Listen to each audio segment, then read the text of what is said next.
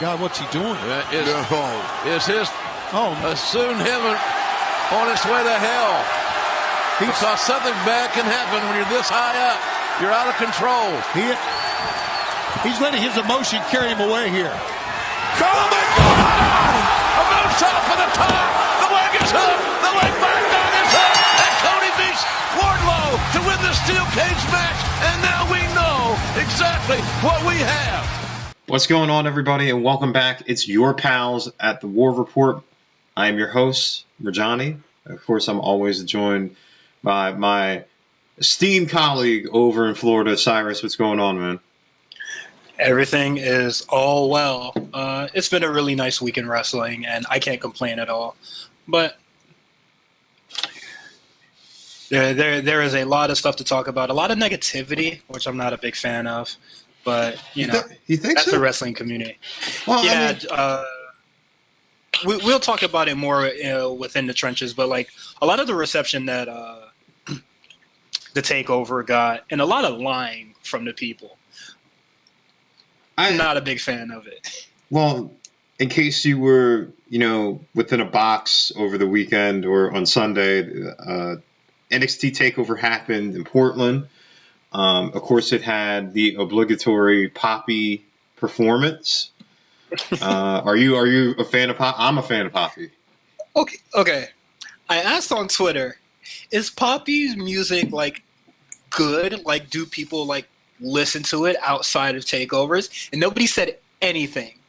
And when it was crickets, I was very scared to like look into, listening to the music for myself, especially like a lot of good music has come out, recently. So like, I just put it in the back burner, but who knows? Maybe next week I'll have a Poppy review.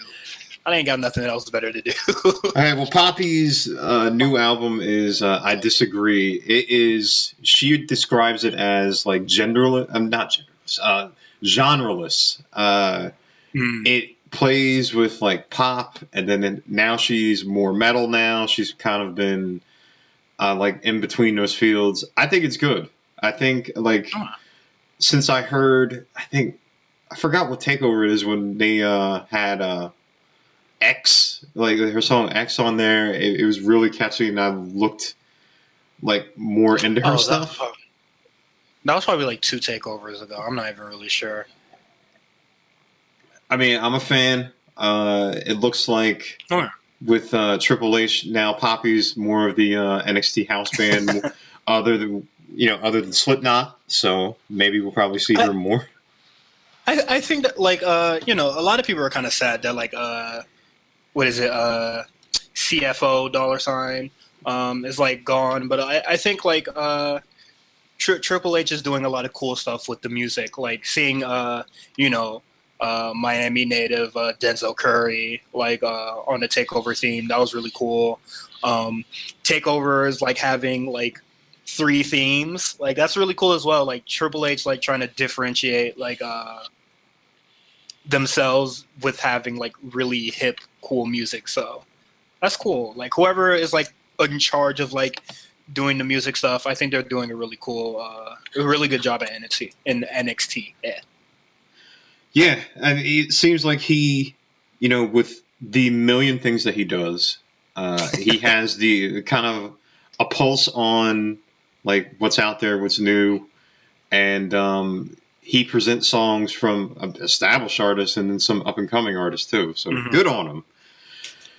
So this week's In the Trenches, we're going to talk about Nyla Rose. Now, Nyla Rose is the first transgender women's champion for AEW, and I believe in history, at a major corporation. So unfortunately, and I'm pretty sure that you and I can both agree, there was going to be some pushback from some ignorant people about this, and one of them was Val Venus. Now I'm not going to repeat what he said, but he was on a Facebook post, and he was vehemently against her being the champion. Cody pushed back. He said in a media call or for the Wrestling Observer, they said that, Cody said Val Venus' response to Nyla Rose winning his titles disappointing. Said like he's the Disco Inferno of WWE. Nobody knows him anymore. Says the real way to end bigotry is to not give people like him attention and oxygen. Stop giving the ball back to those people. I agree, Cody. Good on you. Now, unfortunately, our favorite Galaxy Brain person, Jim Cornette, had to weigh in on his drive-thru podcast. And with that, he said, I'm not going to say the full gist of it, but he claimed that AEW should use Nyla's transgender title to get heat. Like, to basically say that, like, playing up this idea that she's this unstoppable monster, but the fact that she's a transgender person is an unfair advantage. That he said that's what people need in pro wrestling to get stirred up and offended. Cyrus, what are your thoughts on both Val Venus and Jim Cornette saying these asinine things about Nyla? Val Venus, whatever. His CTE is flaring up. I don't care. The Jim Cornette thing, like, absolutely ridiculous. I hate a lot of this, this very transphobic stuff that is happening towards Nyla Rose. Like, they know that she is in the women's division, and honestly, if they would have never known that Nyla Rose was trans, like, this wouldn't even really be a discussion. Obviously, I think people should hate. Like, everything I'm going to say is very common sense. Like, I feel like, no, they should not play up the fact that she's, like, transgender to get heat. You know, she should just be a normal character, and, you know, people should hate her off that. On the Late Fees episode where they talked about Hannibal Lecter, they had a homosexual character, but they were a villain, and some people in, the LGBT community felt like it demonized them. That's exactly what would happen if Nyla Rose became, that kind of character that Jim Cornette wants. Like, it demonizes transgender people. And that's not good for trans folks at all, especially, like, them getting hate already, hate crimes and all of that. Like, it's really stupid. No surprise that, people in wrestling are being ignorant. I think if we haven't already, I know that some people revere Jim Cornette as, like, throughout his history of knowing so much about wrestling, but this sport has obviously passed him by, and people need to stop looking at him as a voice. Now, if this is not, I mean, even with these comments, like, if you were on the fence about that before, he doesn't like, people like Joey Janela. He doesn't like Young Bucks. He doesn't like Kenny Omega. He calls him Kenny Olivier. He says very defaming things about the Joshi wrestlers, calling them Japanese schoolgirls, and saying that Kenny Omega has a Japanese schoolgirl fetish, which is wrong. I mean, if you watch Stardom, these ladies work very hard and, could probably wrestle Jim Cornette under her ring. Like, yeah, you know what I mean? So, like, I think it was great that ALW not only put the title on her, because, we've agreed on this show that they should have did that before, but they have people like her. They have people like Sonny Kiss, because, wrestling fans aren't just you and I. Wrestling fans, more so now, it's inclusive. There are, gay wrestling fans, there are transgender wrestling fans, and the fact that, like, somebody like Jim Cornette or Val Venus, I don't even know what Val Venus does anymore. He says that he works at the dispensary. Well, I mean, sorry to that dispensary, but the fact that they keep on projecting these stereotypes against against transgender people, and these very transphobic comments, like, keep that out of wrestling, man. Like, you know what I mean? Like, wrestling has evolved. There's different strides for wrestling. Like, there's comedy wrestling. There's, like, people like Orange Cassidy, like, different strokes for different folks. But this bigotry shouldn't be allowed in the sport. Just shouldn't. And on like, it shouldn't be allowed in the sport, and especially we should just ignore them. There's a common denominator between Val Venus and Jim Cornette. I'll let y'all figure that out. It's just like, we need to let a lot of these quote unquote voices in wrestling go. It's very clear that, the times has passed them by. So I don't even really know why we even give these people the, time or our attention when they say stupid stuff, there should be a lot of new voices in wrestling, and it's very clear that it passed them by, and we should just really ignore it at this point. And I think, if anybody is going to be transphobic or just, a bigot in general, just throw them under the rug. Who cares? Like, wrestling is for everybody. Just look at and representation matters. It absolutely does. And just look at Jim Cornette has to resort to saying some of the most vile shit to get sound bites now because he can't get a job anywhere. He got, dismissed from NWA from what he said. Mm-hmm. I don't care what he says, about his politics or anything like that. Like, his backwards meaning doesn't belong in wrestling. You know what I mean? I'm sorry, It doesn't. Like, these comments, he said so much. I've basically kept, lost the inventory of stuff that he said. You know what I mean? Like, I don't know. Like, stop listening to these people, and hopefully they'll just go away and like disappear under a bridge or something. You know what I mean? Like, Val Venus ain't. This guy was in the Attitude Era. His gimmick was a porn star. He came to the ring with a towel. He had a angle where like somebody was going to cut his penis off with a samurai sword. Like, you know what I mean? Like, who cares about this guy?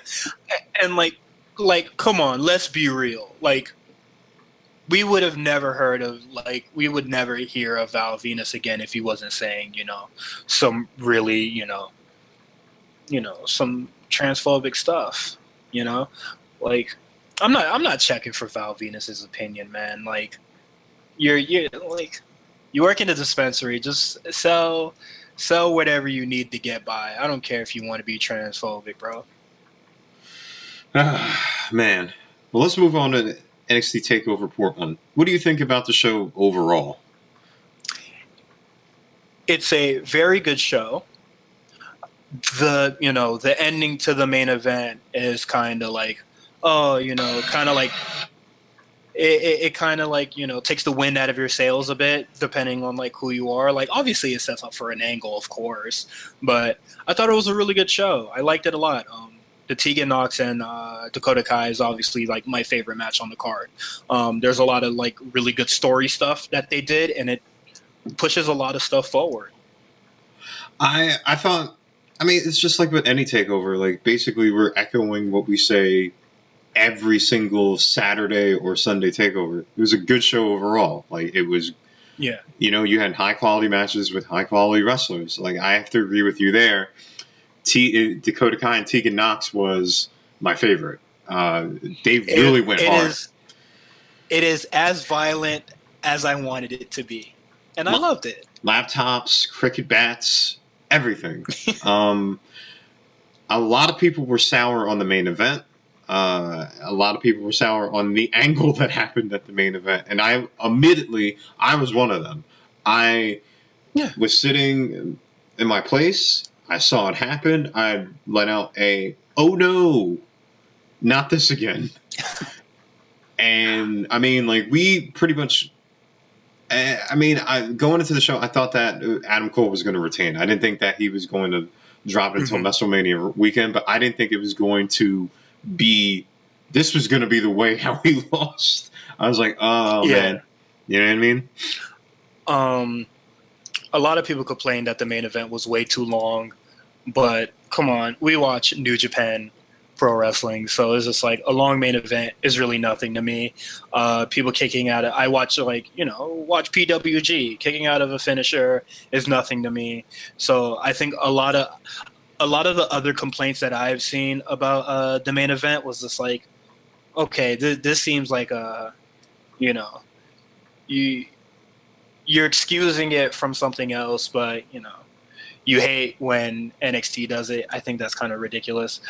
But like overall, the show is really good. Like I can understand like people being like exhausted from like how long these matches are, but like shit, take a nap before a takeover, big baby.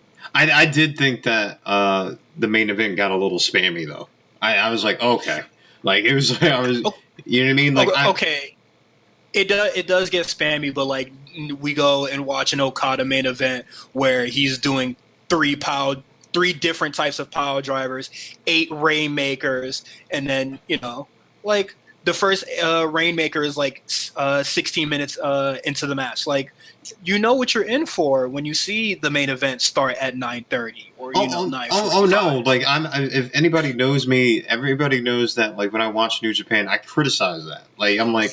Like we call it an Okada match. I think that these long battles, they get done so much that like it's almost like a detriment. Like everybody kind of fell in love with like that whole series of Okada Omega and like these like marathon matches where like you have like think back to Shawn Michaels and Bret Hart. Think back to that Iron Man match. And how kind of special that was. You know what I mean? Even Bayley and Sasha with that Iron Woman match. Like, those long matches and like those battles should be saved, for stuff. You know what I mean? Like, I get it. I see your point. I mean, I do get it, but I think maybe we'll go into it when we talk about the show a little bit. Maybe NXT maybe needs to change up their formula a little bit. I don't know. But we're going to do something new. We're calling this Stock Up, Stock Down. We're just going to go through some of the superstars of NXT TakeOver Portland, see the, stock up, stock down. So let's start with Rhea Ripley and Bianca Belair. Are you going stock up or are you going stock down? The stock is all the way up. It is off the charts. Okay, well why do you go into that? Why do you think? I thought this should have been the main event because it had WrestleMania implications. But this match was really good. I liked it a lot. And, the angle at the end, Charlotte coming through, like it plays a very important role in like all three women. Bianca Belair and Rhea Ripley's career in NXT, possibly being on a WrestleMania card. So I think that's like super beneficial. So the stock is all the way up for that. I agree with you because imagine if Portland ended with Charlotte kind of coming and doing her running. Yeah. That'd be pretty crazy. You know what I mean? Like, and then you give, like we've seen the long Adam Cole match before. What if, we see former track star Bianca Belair go, 30, 45 minutes, like whatever. I would love to see it. My stock is up for both Rhea and Bianca as this isn't over because it looks like the seeds are being planted for a triple threat at WrestleMania. And I know that people were upset that Bianca lost. I mean, I've said this, we've said this, like, Rhea is not dropping the title on a TakeOver Portland. If anything, it's going to be in Tampa. You know what I mean? So either the Charlotte or Bianca Belair. So the fact that we're getting Bianca Belair to have a WrestleMania moment is great. She's going to look great. Like, you know what I mean? Like, and maybe people don't want to wait. And then maybe, if Charlotte happens to win in Tampa, you get a Bianca Belair Charlotte feud. Like, imagine that. That'd be amazing to me. Moving on, Finn Balor, Johnny Gargano, stock up, stock down. Stock up for Finn Balor, neutral stock for Johnny Gargano. Yeah, I'm gonna go Finn Balor stock all the way up. This guy's supplanted himself nicely in NXT again as this heel. Johnny Gargano, we knew what we were getting with this match. We was gonna have a good match, win or lose. You know what I mean? Like, considering the angle that happened, are you still neutral for Johnny Gargano? Yes, absolutely. I didn't think like him losing the Johnny Gargano match was gonna have Johnny, quote unquote, turn heel, which not truly clear yet, but heelish ways. I don't know. I didn't think this would happen to Johnny Gargano, but we'll talk more about it on NXT. Fish and O'Reilly and Broserweights, stock up, stock down. Stock is up for the Bruiserweights. Very happy to see them win the gold here. I think you literally like TakeOver. Like, people would have been like absolutely pissed that they lost. Like, there is no reason for Bobby Fish and O'Reilly to like keep it anymore. They're a fantastic tag team. They don't really need it. But I would say my stock is up for Fish and O'Reilly, even though they lost the title. Stock up for me with Broserweights. They've been the more enjoyable pairings that I've seen in NXT, and I can't wait to see where they go. Fish and O'Reilly, it's neutral for me because, like, I already thought they were great. It was time for them to drop the titles. I'm ready to see them on Raw or SmackDown going against tag teams like the Usos, the New Day, Street Profits again. Like, the possibilities are endless. And even O'Reilly in some singles competition, that'd be cool to see too. Yeah, everybody's clamoring for that. Keith Lee, Dominic Dijakovic, stock up, stop down. This one might be a little controversial. Kind of stock down for Dijakovic, and kind of neutral on Keith Lee on this one. I don't think this is like one of like the best matches that they had together. I think the one that they had like in January was much better than this one on the show. I'm neutral for both, especially on what happened on NXT TV. It seems like Dominic is going after Keith Lee again. Yeah. I'm like, how many times are you going to go to the well to this match? I knew that it was going to be a good match. It's just that, like, I'm ready to see Keith Lee fight somebody else. I'm ready to see Dominic fight somebody else. You know what I mean? Like, these guys are too good to keep fighting each other or fighting forever all the time. Yeah. Like, the match on the TakeOver card is good, but I just prefer one of their other matches. Yeah, so the stock is a little weird on this one. Stock up, stock down, Dakota Kai and Tegan Nox. The stock is to the moon with these two. Like I said earlier, they had, the match had as much violence as I wanted it to. Trash can, kicks to the face, hard hitting. Tegan was gonna go crazy with that table spot. I don't know what she was thinking. I'm not mad that Dakota Kai had somebody help her win. Like, she's a heel, so. And now the feud can keep going, and now Dakota Kai has a friend, and that's cool. So whenever Candice LeRae and Tegan Nox want to have a tag match, Dakota Kai has someone by her side. Stock is super up for me for both of these women. Like, this feud is great. It's probably my favorite one on NXT right now. The brutality that I wanted, it happened here, and it will probably continue in 2 weeks when they face each other in the cage. Keep it going. We'll talk about more about Raquel Gonzalez once we hit the show. But stock up, stock down. Adam Cole, Tommaso Ciampa.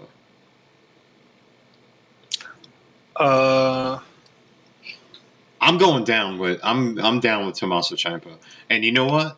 It's not really his fault. It's because of the damn angle that he's about to be in. Yeah, basically, I'm neutral on Cole on this one. Like, it was a good match, but I don't really think it really did anything for him in a sense. Like, it just seems to be another championship match, so Tommaso Ciampa could transition into like something else. Like, he wasn't like. Tommaso Ciampa was like the star in this one, and Adam Cole just plays like a supporting role. Really, that might sound a little weird, but that's how I'm feeling about it right now. Stock is super down on Ciampa because he had an amazing promo last Wednesday with like taking his life back. Being NXT champion, was like doing all like just a really good promo work, and then he just got sucked right back into the Gargano train, and we'll talk about it more later. Listen, I don't I don't want to see this again. I just don't like. I am over it. I know that they needed a conclusion because unfortunately Ciampa got hurt. What can you do? What's the motive? Like, I know what the motivation is. Like, if I'm writing this feud out, I know why. I guess I know why Johnny Gargano would turn heel. But when he turned heel the first time, it made sense. Like, this guy was like basically like we said in the preview show, when he teamed up with Ciampa, he basically became what he hated to win a title. And now it's just like he turns on Ciampa for what? For what? like you said, like writing it makes sense. But unfortunately, I just don't want to see it. Like this is it is a cool story. Unfortunately, it does get railroaded and, sidelined due to real life injuries and people no longer being able to like really play their part in the feud. But I'm sorry. I just don't feel like it. Let's jump into these shows. This NXT show to me was like it wasn't Wait, bad. Hold on. Okay. But before we go into the show, people have been saying that Bobby Roode was a great NXT champion all because of this the Johnny Gargano thing. You gotta be fucking kidding me. Wait, who's been saying that? I haven't seen that at all. Oh, I've been seeing I know people have been saying yeah, Bobby Roode has had unique matches, but people are saying that Bobby Roode is their favorite NXT champion now. All because of a little, just a little, whatever, like a screw job or some shit, whatever you want to call the Johnny Gargano thing. People gotta relax. People were dunking on like Bobby Roode's title reign like a couple years, like Samoa Joe, Nakamura, and Bobby Roode's like NXT run. Like people didn't really enjoy those.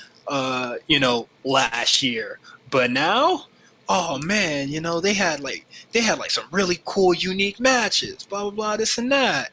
I'm just like, just because they're shorter doesn't mean that like Bobby Roode was like having good matches. Like that's so weird to me. Well, you heard it there first, everybody, because I'm gonna take your word for it because I didn't see that. Felt Bobby Roode was a transitional champion when he was. Yeah. I mean, I felt like it was more. Not that he's not a bad wrestler, but I think it was more his gimmick that got him over at NXT with the whole Glorious song and everything like that. Best champion, though. I mean, hey, different strokes for different folks, but like people were really riding the Bobby Roode train that Sunday, and I was sick to my stomach. Alrighty. Wow, that's a take. And with that, we get into the show. I thought that this was a very middle of the line show. It wasn't really particularly exciting to me, which is sad coming down to, coming off a takeover. Do you think that NXT needs to change its formula up a little bit? Do you think that they need to get out of Full Sail every once in a while? I just thought that this show was a little weird because a lot of stuff that, a lot of follow-ups to the takeovers, since this is a show after a pay-per-view. There wasn't a lot of that. We had Leo Rush versus Jordan Devlin, but that was already in the books, and unfortunately, it couldn't make the takeover card. That's okay. Same with Dream and Strong, but the Tommaso Ciampa thing, it was cool, but I kind of want to let's. I don't know when the next takeover is going to be. It's going to be Takeover Tampa, right? Yeah, that's the next takeover. Yeah, it's Tampa. Okay, so. They're going to have to slow this down a bit, but I was really just looking for a promo from Johnny Gargano or something, I don't I like Austin Theory, but I don't really care to see him and Tommaso Ciampa wrestle. The Chelsea Green and Casey Carter match, I do not like the Rob Stone stuff. I think it's very boring. I think that NXT needs to get out of Full Sail for a while, because if you juxtapose it against ALW's crowds are into the show, they are really into it, and for some instances it elevates some of their angles. It's not that I don't like Full Sail. I think that it's cool that it has NXT has a home, has a college vibe, but get out of there every once in a while. You know what I mean? It looks small. It doesn't make your wrestlers seem larger than life. So, every once in a while, go to a new place. Also, it kind of attests to how much talent is in NXT, how much that they, how much you can only fit so much in 2 hours. So, yeah, you know what I mean? You have to get these people, you have to start getting threads to Tampa, but you also have to get people over like Velveteen Dream and Roddy Strong that you planted the seeds for, and I don't know, it's just NXT there's a lot of players. NXT has these shows where they throw a lot at you, and then you're like, oh, wow, that happened, and they throw a lot of matches because they have so much talent, but there aren't enough storyline to really hook you in. That's kind of my problem with NXT sometimes. So, NXT has its great moments, but where ALW is kind of beating them at right now is that ALW is finding its stride in these storylines that connect. NXT sometimes is hit and miss. Yeah. A lot of the wrestling is good. This is just a really weird episode of NXT. I was, I've seen enough wrestling for I think AEW 4 and then TakeOver 7 hours of wrestling. I was kind of tired of watching NXT, but I don't know. I thought this episode was kind of weird. I don't think it's bad, but it was a little off. But let's talk about let's dive a little more deep. Velveteen Dream's return against Roderick Strong. He's gotten super disrespectful, but very disrespectful, including today. He said that his gloves are made out of Marina's panties. He used the word panties. I'm like, he could. You don't use the word panties unless you really are trying to antagonize somebody. Usually you say underwear or lingerie. He said panties. And and if true, I hope he washed them. He was wilding out with that tweet. He's getting very spicy. I thought with this match that he was rusty. I didn't think that they kind of like obviously. clicked. Yeah, he's been gone for about 5 months. You know. Yeah, he's been gone for a very long time, and he has like a back injury of some sort.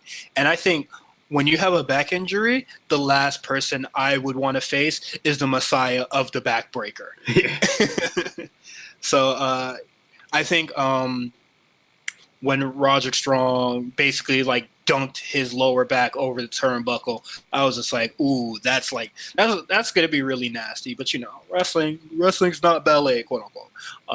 But yeah, it is gonna take some time for Velveteen to get back into it. I think he probably should have had like a match against maybe have a match against Austin Theory last week or something, or just somebody that can take a pin in NXT. Like he probably should have had that last week to see if he can just de-rust a bit. I agree. The ending of the show where Undisputed Era kind of beat the hell out of him. This is probably top 2 favorite beatdown. I was wondering, with the ending, I was wondering, I'm like, are they alluding to Dream and Undisputed Era or Dream or Cole down the road? Because Cole doesn't really have a challenger for Tampa yet. It could be a plethora of people. It's obviously not going to be Tommaso Ciampa, but it could be. You never know. If Velveteen Dream gets through Roderick Strong without getting killed, he could go after Cole. People obviously want the Cole Balor 2 match, and I think that is up there in possibilities of what we might get, but we'll just have to see. Finn Balor is going to have his promo next week, and then we'll just see where the main title feud goes. We alluded to this earlier, but Austin Theory is going to come out for a match, and then Tommaso Ciampa proceeds to beat the hell out of him. They're going to fight next week, but Tommaso Ciampa basically said that he should have saw Johnny Gargano, his betrayal coming, but he was too focused on Goldie. And I'm like, shit, me. Well, I'm like, you guys just tagged not too long ago. You guys were DIY. What do you mean you should have saw him coming? The thing is, Ciampa was the cunning one. Ciampa was the one who turned on Gargano initially. So how you set up the storyline is Gargano's going to be like, well, I'm getting you back. I don't see where this is going. I get the Austin Theory thing. Austin Theory is very, if you look at Prototype and how they match and how his matches go, it's very akin to what Johnny Gargano is. So I think they're going to have a good match next week, but I just don't. Johnny Gargano is going to have to put forth a very compelling argument for me to get back to buy back in this feud. People have been talking. We talk amongst ourselves as well. A lot of people are alluding that just by some of Ciampa's words that this might be a loser leaves NXT match, and if that's how it's going to go, I will just turn my brain off and then turn it back on once Tampa comes, because I'm not trying to really hear Johnny Gargano explain himself. Well, if it's a loser leaves NXT match, Ciampa is already on record saying that if he were moved to Raw or SmackDown, he would just become a coach or something. So, spoiler alert, it would be him beating Johnny Gargano. But then again, Johnny Gargano has done every single possible damn thing in NXT. So, where does he go? Out of there. Where does he go? Yeah, he's done. He's done. So I don't care where he goes. He's done. He's done with NXT. He did you said it. He did it all. It's just, what I mean? I know that people are like, oh, he's smaller, but who cares? There's a lot of great matches he could have. You know what I mean? Just give me a break, Moving on, we had a debut of some sort and then a reintroduction of some sort. Raquel Gonzalez gave her first promo, which I thought was really good. Good for her, man. very solid promo. She basically said what everybody was thinking with the Dakota Kai feud stuff. And yeah, I absolutely loved it. I love this new team. I think she has a great look. I think her and Dakota Kai can be, I wonder what their team name is going to be, but if they want to do like some weird Shawn Michaels and Diesel. Yeah, obviously it's going to be a Shawn Michaels and Diesel thing, but if they're going to have a team name Dakota Kai, just pokes fun at Tegan Nox and give them like a team kick kind of name, that would be cool. I really like this promo. A lot of potential in her. Yeah, I'm liking that she's getting shine. I'm liking that, the NXT women's division, other than, Rhea, they have somebody who's imposing. You know what I mean? I want to see her in ring. The Shawn Michaels and Diesel comparison. Yeah, Raquel's huge. Mm-hmm. Yeah, she's she kind of towers over Dakota. That's cool. That's sick. We also had a reintroduction of Chelsea Green, who turn it off. Who, which you mentioned earlier that you were not a fan of the Rob Stone brand. The funny thing here is Bianca Belair gets on the mic and calls out Charlotte while the match is happening, and the match just pauses, and then Bianca says what she has to say, and then she leaves, and then Chelsea Green won. But I felt like after Bianca left, nobody really cared about the match afterwards. It was just my brain was off. I saw Bianca, my brain turned on. Bianca left, my brain turned back off. It was just a weird interjection that happened there. And I was like, oh, wow, Bianca might show up on Raw to confront Charlotte. That's really cool. Oh, wait a minute, there was a match happening. You know what I mean? Yeah, right. Going forward, to kind of wrap things up a little bit, Lio Rush and Jordan Devlin. Weird match. You think so? Yeah. I was talking about it with Justin, and he was just it never really hit a third gear, and I think if they just had a little more time, I think it would have got him there, but it's okay. Didn't think that Jordan Devlin was going to lose the title. Come on, man! They're pushing this guy to the moon. They're saying that this guy's going to be on NXT UK, 205 Live, and NXT, and plus they're having NXT Takeover Dublin for you think that he's going to drop the title? I mean, I know he called out Walter, and dang, I need to remember these dates. When is Takeover Ireland? Is it before Mania? I think it's after Mania. Oh man, big mistake, but that's fine, I guess. Well, I mean, it's April 26th, so it's right after Mania. You got to have something that you look forward to, after Mania, because you got to think WWE. People ain't watching. Yeah, but WWE has the Saudi pay-per-view next week. They have. Oh my God. Yeah, I didn't want to. I kind of wanted to sweep that under the rug, but yes, it is next Friday. They have Elimination Chamber, and then they have Takeover, and then WrestleMania. So you know what I mean? You don't want to have too many pay-per-views at the same time.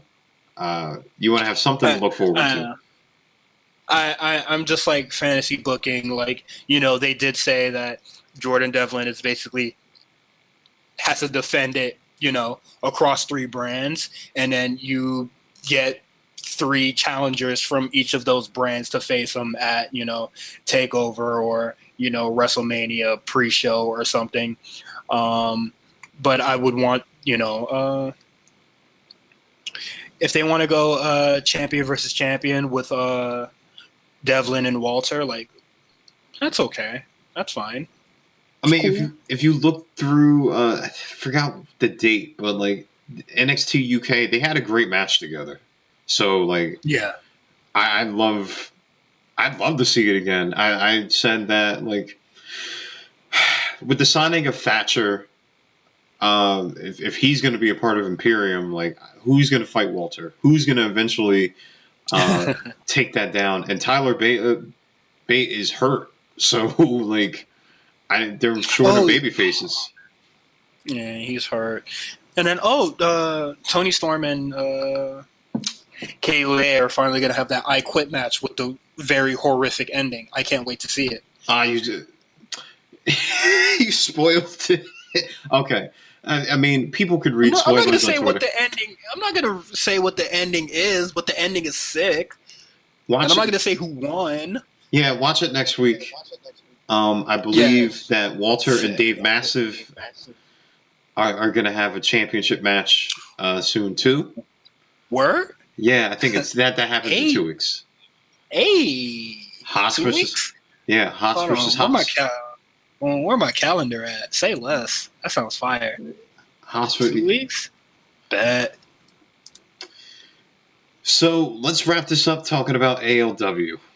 I know that the Exalted One has been teased in the Dark Order, but there was an outside brawl that happened. And all of a sudden in the crowd, a Wild Raven appears. Now, the ALW account tweeted this out and pointed this out. I know some people could have mentioned that this is a red herring because Matt Hardy, when his contract is eventually up and he starts getting the absolute shit kicked out of him by Randy Orton, he could be the Exalted One. What do you think about Raven possibly being the mouthpiece of Dark Order? I think it would be a big step up. Raven is a great talker. I'm curious to see if he's going to, eventually be in the ring and tango. Because I think once Jimmy Havoc beats Mel in whatever death match that they're going to have on AEW Dark, like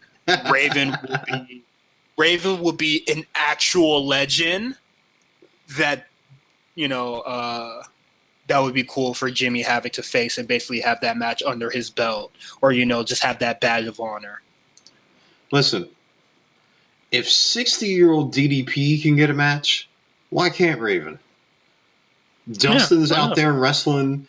Arn Anderson is getting involved physically. Why not Raven? Like, if Raven is perfectly healthy, doesn't have, any health issues or anything like that, maybe he can take a staple or two. Who knows?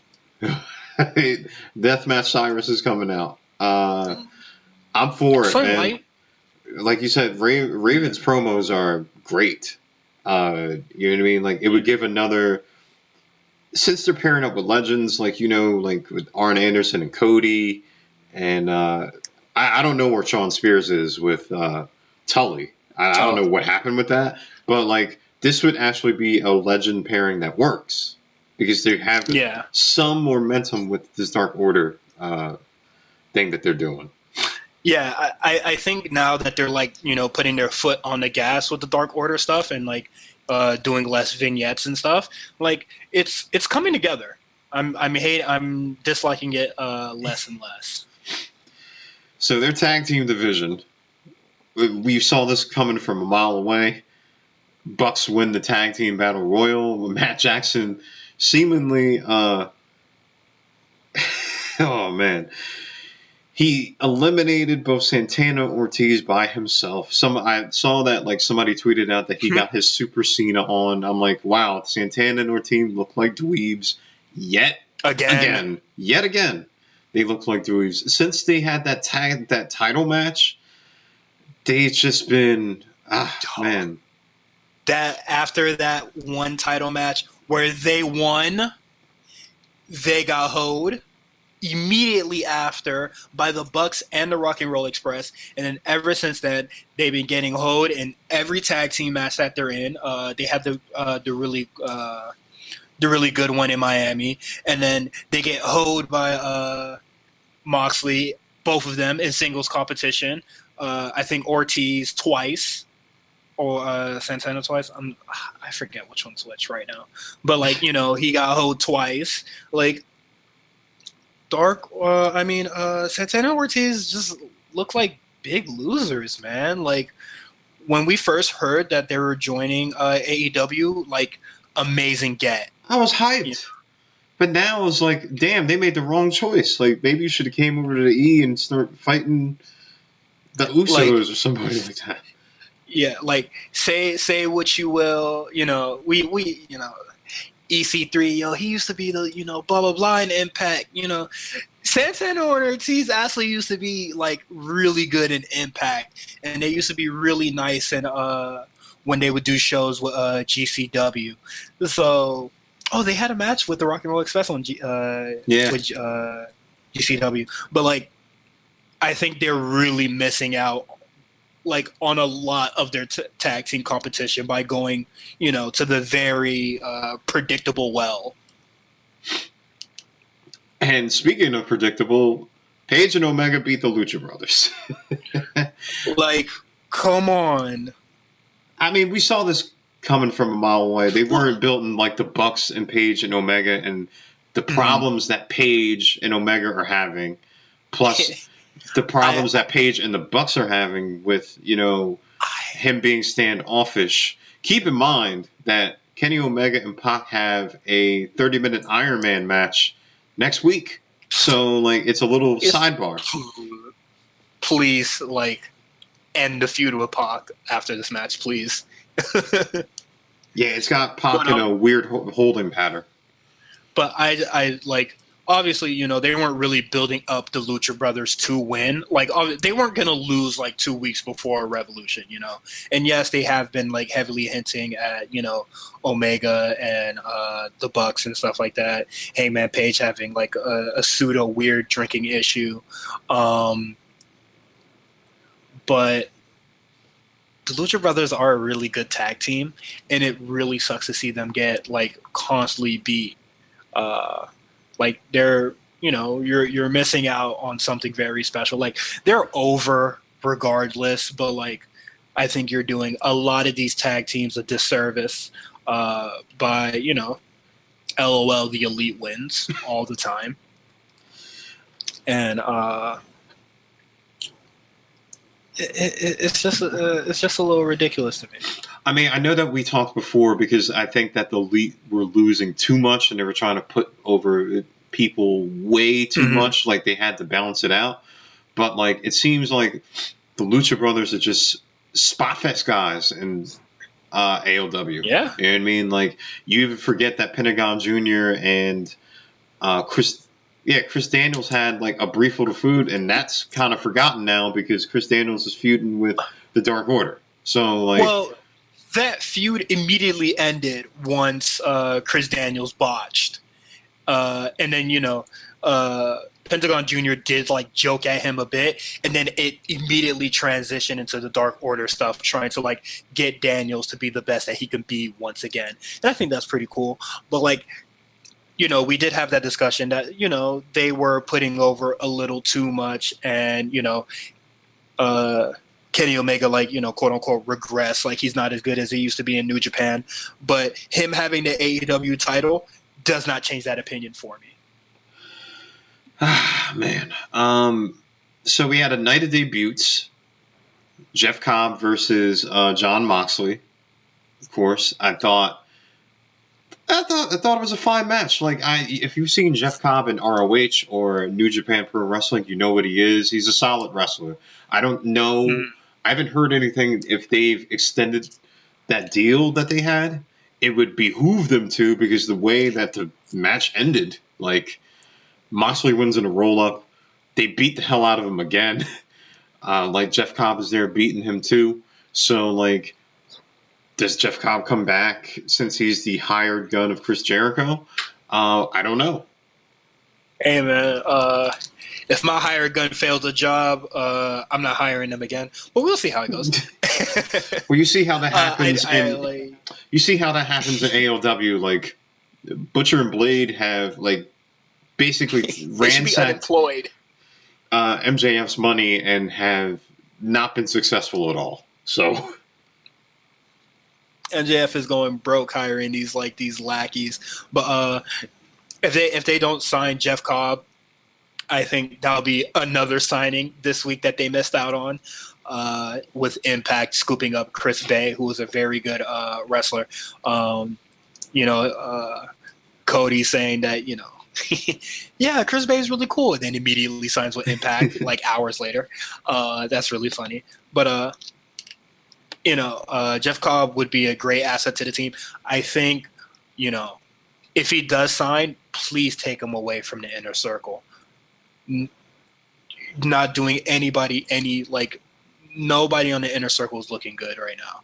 Yeah, everybody, you need some stuff that needs to be away from this huge storyline that they're having with Mox in the inner circle. Not everybody needs to be swept up in that hurricane of a storyline. You know what I mean? It just seems like the gravitational pull of AEW's to that, and you need to establish, they've been doing good establishing other feuds, but not every big signing needs to be in this involved with Jericho or hired by somebody. You know what I mean?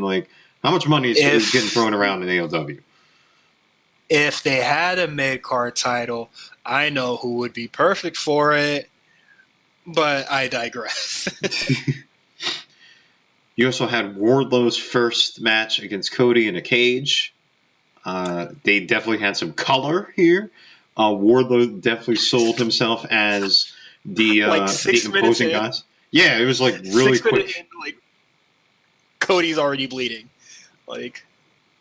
Oh my lord! I thought this. Wardlow obviously had more to prove than Cody did. I think Wardlow did great. I'm impressed with Wardlow. I surprisingly enough, I think the cage match worked better in his favor than a singles match, because Wardlow is this big tough dude, posted up in a suit. So him just throwing Cody over and over against the cage did wonders for him. I don't think he really needed to technically wrestle in that match. Just crank the violence up, do your lariats, throw him against the cage, do all that, power bomb, all that stuff, just big power moves, and it all worked out for him. I'm excited to see his next set of matches. I would like to see him tango with some of the other roster and see if he still holds up, but it seems like we're gonna have to wait a long time for that. Yeah, Cody did the basically big fight from underneath babyface thing that he does. He takes a lot of damage. He mounts some offense. And, of course, there was the big spot where he does the moonsault from the top of the cage on the Wardlow to win. I am so glad that was the finish to the match. Yes, that was a good finish. It looked like Cody part landed on Wardlow and part landed on the ring. Oh, it wasn't too great, but I think he no, that was Kurt Angle. Cody and Kurt Angle had a spot a couple years ago where Kurt Angle went to the top of the cage to do his moonsault. Oh no, that was the Impact. Yeah, that was the Impact thing that goes. They call him Perk Angle. I didn't. No. Outside of Perk Angle, when he was out there on the Indies doing his stuff, I do remember that match. Maybe a little foggy, but I do remember. No, you're right. They did have a match in the Indies where Cody was kind of doing his thing. Yeah, I do remember, and I think that was. I don't think. I'm not sure if it was the finish. I never really watched the match. I just saw the clips. It was good. This was a good match as well. Good stuff for Wardlow. Hopefully, he can distance himself away from just being muscle and being, a kind of a regular. I think so. I think that, MJF, there's nowhere to run, there's nowhere to hide. Revolution is next week. So, I know they were teasing maybe Wardlow and Luchasaurus. You know what I mean? Maybe we get that. That would be cool. I love it. To finish up, Nyla Rose has a couple challengers. Well, yeah. couple, Big Swole, Chris Statlander, Britt Baker, and a backstage thing. She attacked Shauna after kind of like being on commentary and trying to. Dude, what are they doing with Shauna? Like she's a good wrestler, but she loses against Chris, and then she gets beat up by Britt, and then before that she's getting thrown through tables by Nyla. Like, I would have not had Chris Statlander and Shauna wrestle, just solely, because they're both baby faces, and I think the baby faces should really be like kind of like uniting, or just like kind of like coming together to like defeat Nyla Rose, like beating a common threat. Like, I definitely think it should have been. Well, like, what else heels do they? Heel women wrestlers do they have on the roster? Britt Baker. Is that it? Sometimes Bae Priestley. She's full. She's in Stardom right now, doing her thing. Yeah, actually, I will take that back because there is no other heels besides Britt Baker and Nyla Rose. I'm sorry, I just figured that out. Because it seems like I think most of their heels are in Stardom. Yeah, great decision, guys. I will reroute my brain to say, no, that really does suck. There's no other heels besides those two. Maybe Shauna, loses a bit. Big Swole challenges for the championship. She loses. # race angle. We move on from that, and then maybe next big pay-per-view, Shauna and Nyla Rose have a match for the title. Like, I think they have. They've had several matches before, so the chemistry will be there. It'll kind of just be like the Andrade thing where he was like losing a whole bunch and then just came back and then won the title. Except with Shauna, she won't like turn heel or anything like that. They got to think of something, man, because like Shauna's good. She's really good. I really like her. It's just that they gotta, because with how they're building up Britt, like, are you gonna have two heels fight each other? Like, you know what I mean, Nyla Rose and Britt, or are you gonna have Britt run through like all your faces? I just didn't think, like, because Bae is in Stardom, Jamie Hayter's in Stardom. They're two big heels. They're like, why would you make two big heelish characters like on part-time? Like, I'm just thinking about that, and I'm like, what? You know what I mean? Like Riho leaving. I mean, okay, she had her run. Like, she could go back to Stardom for a bit. But like, I'm like, Bea Priestley lives in Japan, so I'm not shocked with her not like coming over to America. But Jamie Hayter, what are you guys doing? You guys should have really locked that down. She really is a great heel. I just don't know. I'm thinking about it, and I'm just like, Sadie Gibbs, Leva Bates, Hikaru Shida. Awesome Kong is gone. If they want, oh yeah, she's. If Penelope Hikaru Ford. Shida wants, oh no, is that feud with Joey over? Oh, is that feud over? Before we wrap, spoiler alert: on ALW Dark this week, Joey Janela and Kip Sabian have their match, and allegedly there's a crazy kendo stick spot that happens. I don't know, but sick. I'll check it out. Mel and Leva Bates. I wish you didn't told me that. But yeah, right now it's looking weird for the women's division. Like Kenny Omega, we're just gonna have to wait for it to be good. So we'll see how that goes. I'm glad Nyla Rose is champion. This is all I ever want. Like, it should have been this way from the start. But now we're running into like another issue where there's no heels. The field is weird now, where baby faces are killing each other to fight the big bad heel. But It is what it is. I'm sure Chris Statlander versus Nyla Rose will be a good match. Mm-hmm. I mean, I can attest that you from day one, when we started the show and even before, you hammered like Nyla Rose should have been the champ first. Nyla Rose should have been that person, the first person. And now I'm happy. It seems like we started the show talking about Nyla and we finished the show talking about a positive note about Nyla, and you got your wish. Thanks, AEW, for listening to one of your fans. It seems like they listened to, like, at some point they were trying to listen to too many.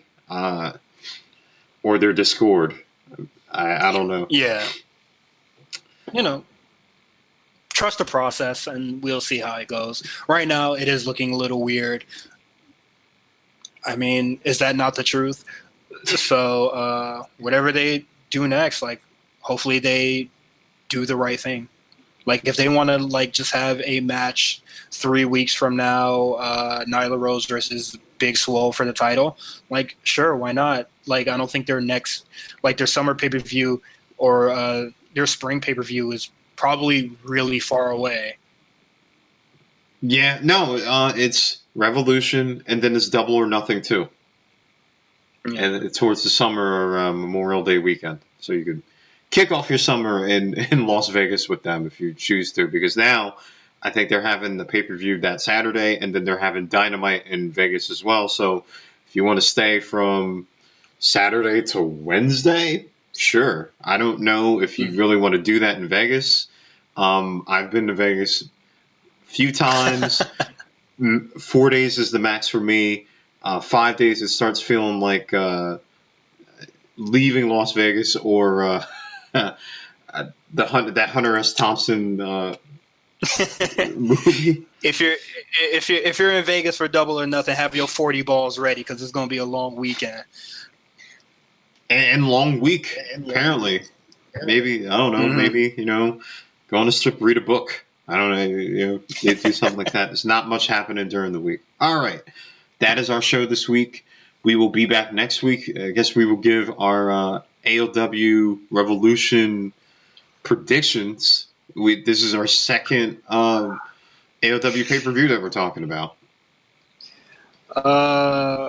Hopefully the card is like concrete soon. Yeah, it's just very many, there's 2 matches that are solidified, and now it seems like a lot of things are hovering. Like, Darby Allin and Sammy Guevara could happen, or it's just pretty much, maybe Nyla Rose gets a challenger. You know what I mean? Like maybe it's a triple threat between Big Swole and Chris Statlander. We don't know. So AEW provides some clarity for that.